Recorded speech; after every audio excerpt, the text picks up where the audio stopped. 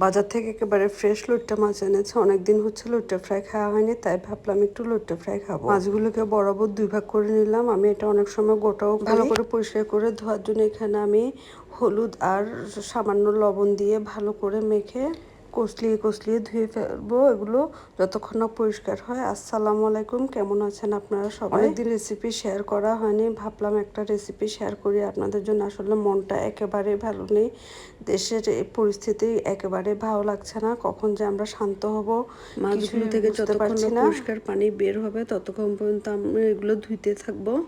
ধুয়ে এগুলো পানি ঝরিয়ে নিব।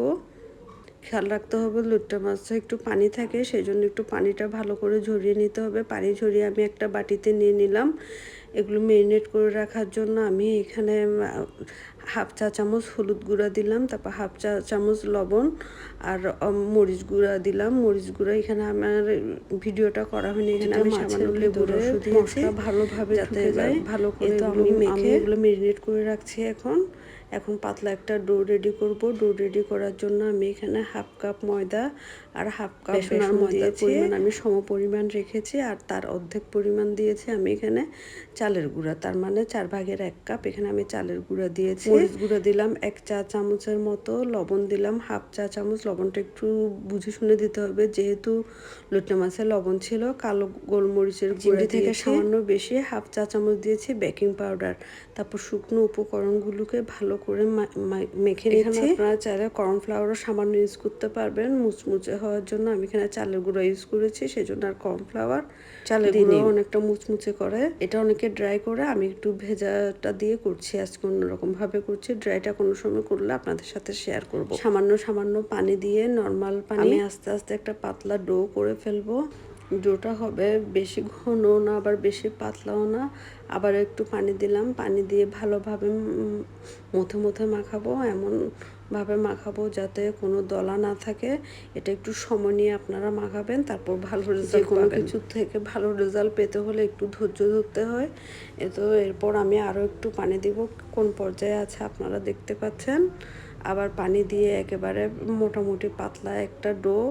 আবার বারবার বলছি, অত পাতলাও না অত ঘনও না, যাতে আমাদের লইট্টা মাছটা যাতে একটু চুপে যায় ওভাবে আমরা ডোটা রেডি করবো। এই তো মোটামুটি আমাদের ডোটা হয়ে এসছে। এটা খেয়াল রাখতে হবে যে একটু ধৈর্য ধরে সময় নিয়ে যাতে আমরা মাখতে পারি। দেখুন, একটা আঙ্গুল যখন আপনি ওটাতে দিবেন যাতে আঙ্গুলটা কাভার করে ফেলে ওই পাতলা ডোটা। এই ডোটা আমি 15 মিনিটের মতো রেস্টে দিলাম। ডোটা হয়ে গেছে পাচ্ছেন। পাশাপাশি এখন কড়াইয়ে তেল দিয়ে তেলটা পর্যাপ্ত পরিমাণে গরম করে নিব। খেয়াল রাখতে হবে এই লইট্টা মাছ যেহেতু পানির মাছ, যেহেতু সেজন্য আমাদের একটু দূরে থেকে দিতে হবে। এটা অনেক সময় দেখা যাবে তেল ছিটকিয়ে পড়তে পারে। আমি মাছ নিয়ে ডোয়ে ডুবিয়ে তেলের মধ্যে ছেড়ে দিলাম। কিভাবে নিচ্ছি দেখেন, ডোতে সম্পূর্ণ মাছটা ডুবে গেছে। খুব সাবধানে এই কাজটা করতে হবে যাতে কোনো রকম তেলের ছিটকা না পড়ে। আপনারা করে দেখবেন অনেক বেশি টেস্ট পাবেন। যখনই আপনাদের মনে হবে এক পাশটা হয়ে গেছে, ঠিক এই টাইমটাতে আপনারা উল্টিয়ে দিবেন, একটু সাবধানে উল্টাবেন। একটু মাছটা যখন গোল্ডেন ব্রাউন কালার হয়ে যাবে তখন বুঝে নেবেন যে এটা হয়ে গেছে। আমার চামচের খোঁচা লেগেছে, তাই এক পাশে একটু ছিদ্র হয়ে গেছে। আপনারা চুলার আশেপাশে দেখতে পাচ্ছেন কি পরিমাণ যে তেল একটু একটু ছিটকেছে, সেজন্য বারবার বলছে একটু সাবধানে এটা করবেন। আপনাদের আবারও দেখিয়ে দিচ্ছি যে কিভাবে এটা করবেন। মাছটা ডোয়ের মধ্যে পুরো ডুবিয়ে তারপর তেলে ছেড়ে দিবেন। মোটামুটি আগেরটার চেয়ে এটা অনেক ভালো এসেছে।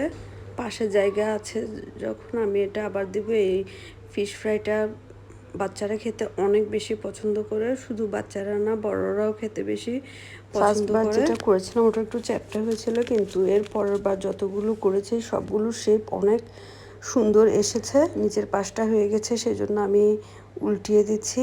দেখুন কি সুন্দর গোল্ডেন ব্রাউন কালার হয়ে এসেছে। আর এই মাছটা ফাটে নাই, প্রথমে আমি একটু কাঁচা অবস্থায় দিয়েছিলাম, সেজন্য আগের মাছটা একটু ফেটে গেছে। কি পরিমাণ দেখুন, সেজন্য বলছি একটু আপনারা সাবধানে করবেন। এরকম করলে এভাবে আমার প্রায় মাছ ফ্রাই করে ফেলেছি।